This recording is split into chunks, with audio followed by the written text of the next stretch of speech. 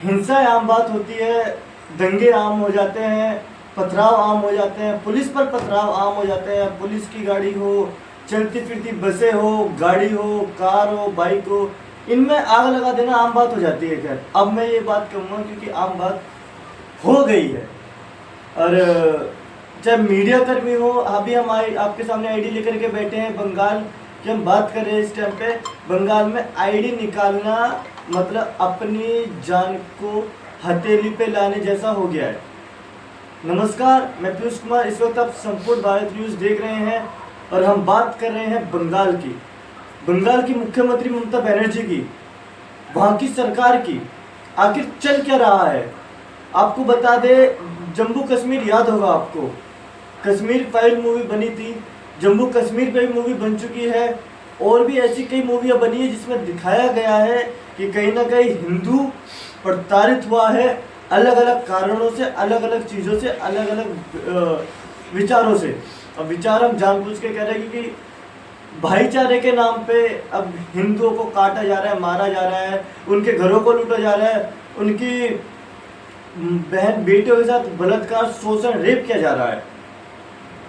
अगर जो बंगाल की बात करें, थोड़ी सी हम आपको जानकारी दे देते हैं बंगाल की, उसका तो हम फिर डिबेट शुरू करेंगे। हमारे साथ संभाग संगठन जो राष्ट्रवादी संभाग संगठन मंत्री है वो मौजूद है इस वक्त। अगर जो बंगाल की बात करें, बंगाल के अंदर हाल ही फिलहाल में हिंसा हुई। हिंसा होना आम बात हो जाती है, हिंसा हमने पहले बता दिया था, लेकिन कारण क्या था? वक्फ बोर्ड संशोधन हुआ और संशोधन में आपको भी पता है किस प्रकार से हुआ था। बाकी का वक्फ बोर्ड के नाम पे जो बंगाल के अंदर हुआ वो सभी ने देखा है।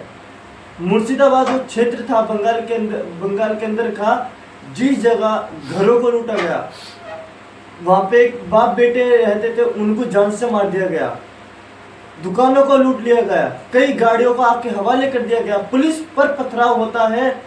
और मीडिया कर्मी भी तो खैर भूल ही जाइए, संविधान को मानने वाले हैं नहीं वो। बंगाल के जितने भी मुसलमान नहीं कहेंगे, रोहिंग्या बांग्लादेशी कहेंगे, वो मानने वाले हैं नहीं और मानेंगे भी नहीं क्योंकि वो हमारे हिंदुस्तान के हैं नहीं, वो विदेशी लोग हैं। और हम आपको बता दें, इसका जो शरणार्थी जो शरण दे रहा है वो बंगाल की मुख्यमंत्री ममता बनर्जी दे रही है। इन्हीं सब चीज़ों पर आज हमारे साथ चर्चा करने के लिए हमारे साथ संभाग संगठन राष्ट्रीय बजरंग दल के संभाग संगठन मंत्री जी मौजूद है। सर बहुत बहुत स्वागत है आपका हमारे संपूर्ण भारत न्यूज़ चैनल पर। पहले तो पीयूष जी आपका बहुत बहुत धन्यवाद, आपने इस कार्यक्रम में हमें बुलाया। सर सबसे पहला सवाल, आखिर हिंदू को हो क्या गया? आप भी हिंदू हैं, मैं भी कहता हूँ, मैं गर्व से कहता हूँ मैं भी हिंदू हूँ।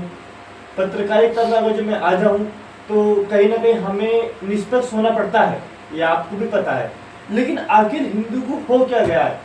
कहाँ कहाँ से भगेंगे वो? बंगाल में स्थिति देख रहे हैं, केरला से भगेंगे, जम्मू से भगेंगे, राजस्थान से भगेंगे, कहाँ कहाँ से भगेंगे? अब क्या जो दोनों तरफ भारत के समुद्र है उसमें जाके बसेंगे या फिर द्वारका ढूंढी गई है अभी साइंटिस्ट द्वारा, उसमें जाके बसेंगे? पहले तो मैं ये बताना चाहूँगा, आज जो देश भर में स्थिति जो हिंदुओं के साथ पैदा हो रही है, तो ये कई वर्षों से, जब 1947 से पहले भी जब देश का बंटवारा हुआ था, उस समय भी जिन्ना जैसा एक व्यक्ति था जिसने देश का बंटवारा किया और उस समय भी लाखों हिंदुओं की हत्या की गई थी।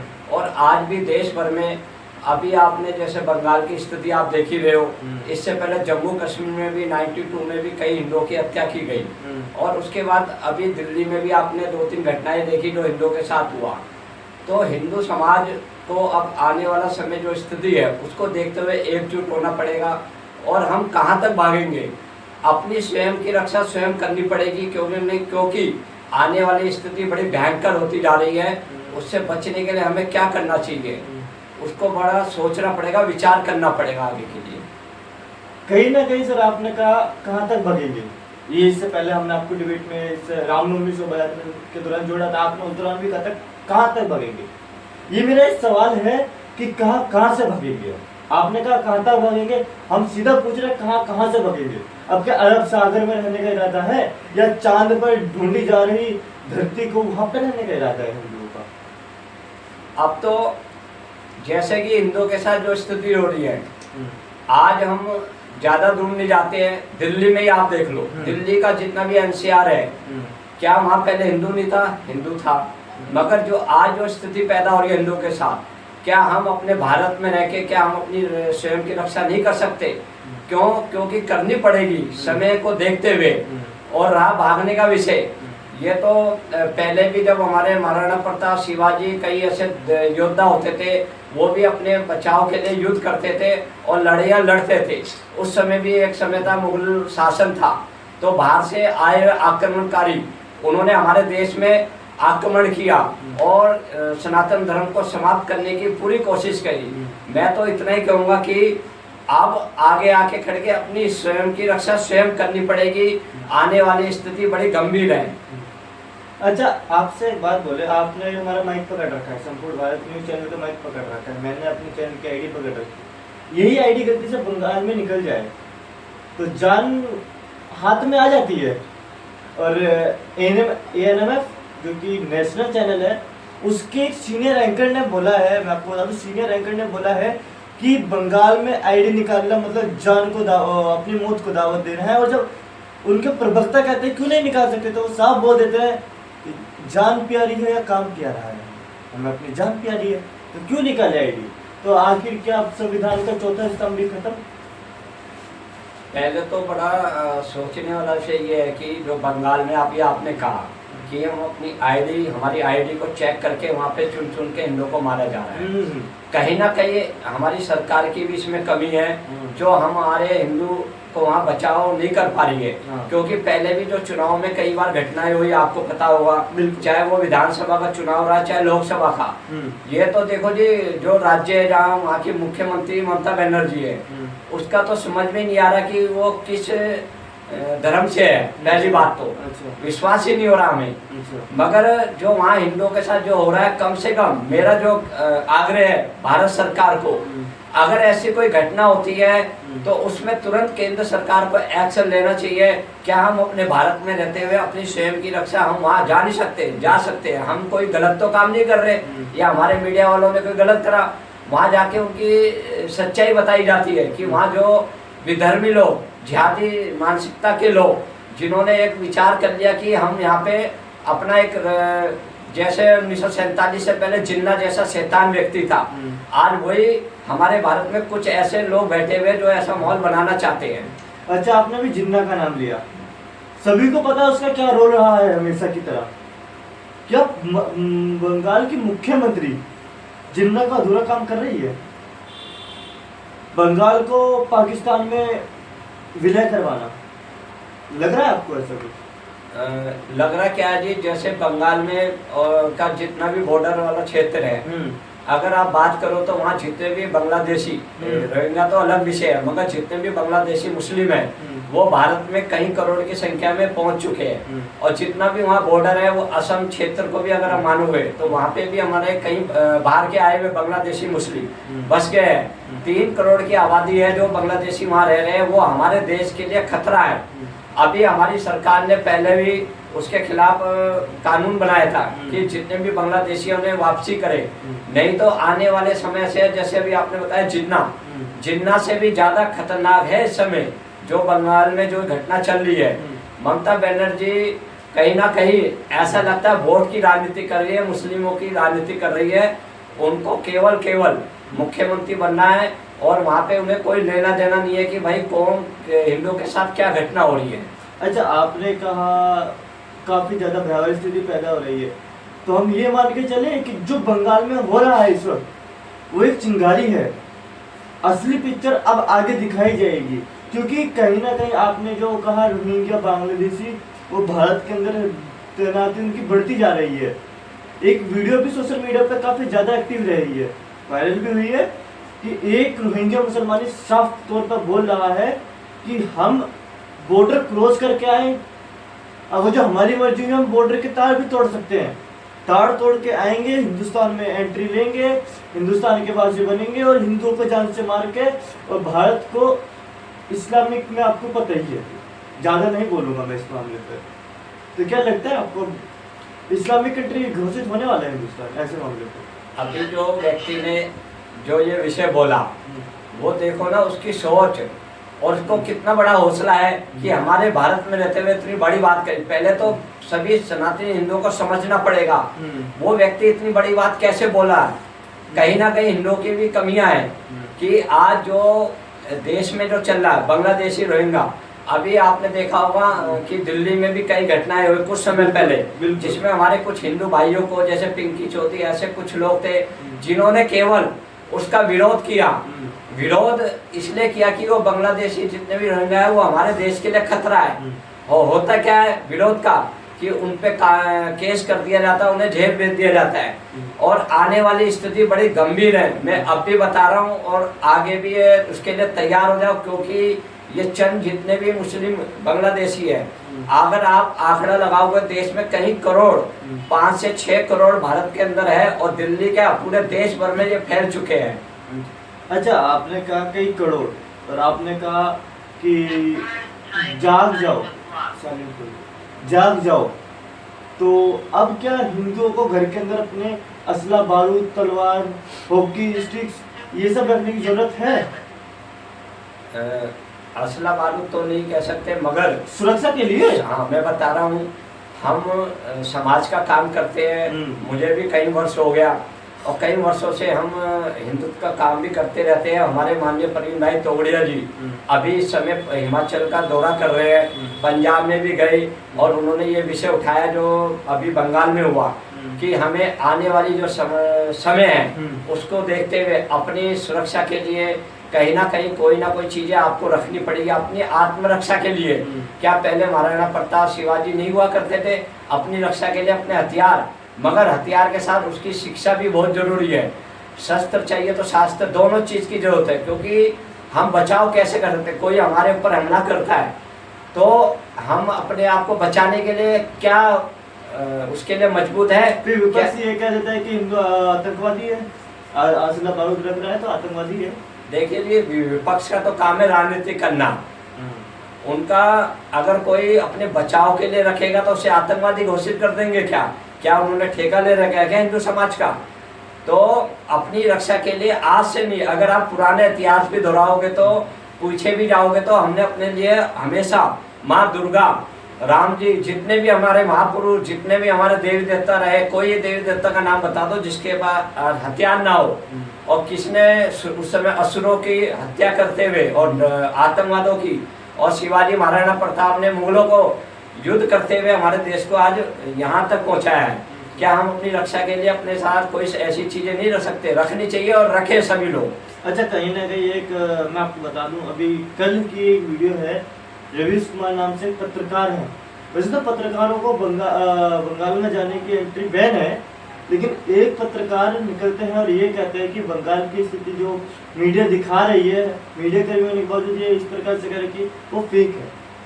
बंगाल की स्थिति को फेक बताया जा रहा है, वहाँ की उस व्यवस्था को कहा जा रहा है केवल ये एजेंडा है वहाँ के शासन प्रशासन मुख्यमंत्री को बदनाम करने का।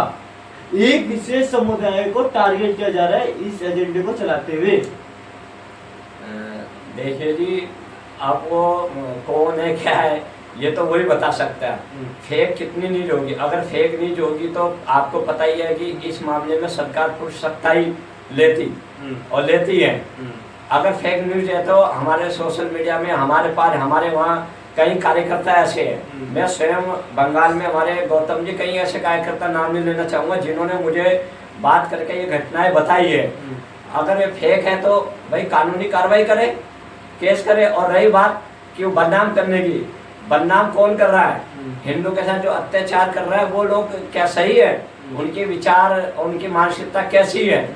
क्या ये जितने भी वहाँ वक्फ बोर्ड के नाम पर दंगा फैला रहे हैं? अरे आप अपनी बात रखो, मना नहीं करा है, कानून मतलब शांतिपूर्ण तरीके से करो ना। आप वहाँ योजना के तहत हिंदुओं को मार रहे हैं, उनके घरों में बहू बेटियों के साथ, माताओं के साथ, बच्चों के साथ गलत तरीके से उनको छेड़छाड़ करना, उनके साथ कई प्रकार की हत्याएं करी, क्या ये ठीक है क्या? यहाँ से मैं आपके साथ एक सवाल जोड़ना चाहूँगा। ये जो आपने जितना भी सब बोला है इस वाली लाइन में खास करके कि बहन बेटियों के साथ और भी बहुत सी चीज़ें, एक बात बताइए, आपके कार्यकर्ताओं ने आपको फ़ोन करा है तो क्या बंगाल के अंदर, मैं आपसे एक वैचारिक रूप से थोड़ा पर्सनल होकर जानकारी लेना चाहूंगा कि क्या बंगाल के अंदर राष्ट्रपति शासन लगा दें, मिलिट्री फोर्स तैनात कर दें? अभी आपने बताया कि राष्ट्रपति शासन, मेरा जो मन की इच्छा है और जो मेरा मन है कि राष्ट्रपति शासन तो लगाए ही चाहिए, लगना ही चाहिए। और भारत सरकार को तुरंत वहाँ सेना भेजकर जितने भी वहाँ ये मुस्लिम है जो वक्फ बोर्ड के नाम पर निर्बल हिंदुओं की हत्या करी, बेटियों के साथ बलात्कार किए, ऐसे लोगों को घर में निकाल कर चुन चुन के गोलियों से भून देना चाहिए। नहीं तो ये दोबारा ऐसा सीन फिर करेंगे और हमारे साथ, हमारी बहन बेटियों के साथ, माता भाई बेटों के साथ ये इस तरीके से व्यवहार करते रहेंगे। अच्छा, कहीं ना कहीं एक सवाल है हमारे मन में, क्या बंगाल से निकली ये चिंगारी देश भर में फैलने वाली है और कहीं ना कहीं देश भर का हिंदू लुप्त होने वाला है, जैसे डायनासोर की प्रजाति लुप्त हो गई थी और मुसलमान का राज आने वाला है? क्योंकि कहीं ना कहीं बात करें उत्तर प्रदेश में संभल की, तो संभल के जो एक चर्चित पंडित जी हैं, नाम नहीं लूंगा मैं उनका, उन्होंने कहा भी है कि जो आगे आने वाला चुनाव है इसमें, वरना भोलेनाथ की कृपा रही तो अगले चुनाव में मुख्यमंत्री, वो प्रधानमंत्री बनेगा मुसलमान। तो क्या लग रहा है ये सब देख करके? अभी आपने बताया कि जो स्थिति जो चल रही है, हाँ, तो उसको देखते हुए अगर हिंदू समाज नहीं जगेगा, स्थिति बन चुकी है ये, अच्छा। आज से नहीं पहले से ही। अच्छा। अगर आप पीछे जाओगे तो जम्मू कश्मीर की स्थिति आपके सामने ही है और ऐसे कई राज्य। अभी आपने बताया कि उत्तर प्रदेश के संभल में अगर वहाँ योगी जी नहीं होते तो ये उत्तर प्रदेश में भी बहुत बुरी स्थिति पैदा कर देते, क्योंकि योगी ऐसा सीएम है जो वहाँ पे इनको सीधा कर रहा है। और इसी तरह पूरे देश भर में ऐसा ही सीएम हमें चाहिए और कहीं ना कहीं भारत सरकार को इस पे एक्शन लेना पड़ेगा, नहीं तो आने वाली स्थिति हिंदुओं के साथ बहुत बुरी होने वाली है। अगर एक्शन नहीं लिया गया और इन पे कार्रवाई नहीं करी गई, जितने भी ये बांग्लादेशी कहते हैं कि बांग्लादेशी मुसलमान, रोहिंगा नहीं है, ये पूरे इनकी सोच, उनकी विचारधारा ऐसी बन गई है, एक जैसी सेम, इनकी एक जैसी और सेम है। अच्छा। हम तो देखो कभी इन पे भरोसा और विश्वास नहीं कर सकते। भाईचारा कहते तो है नहीं जी, भाईचारा, जो लोग भाईचारा पे रह गए हैं उनका कितना बुरा चारा बना दिया, ये आपने देख लिया होगा बंगाल में अभी की घटना। तो ये भाईचारा का है, ये हमारे को चारे की तरह खाते जा रहे हैं और हम भाईचारा में जिंदा रह रहे हैं। अंतिम सवाल आपसे और उसका डिबेट समाप्त होगी।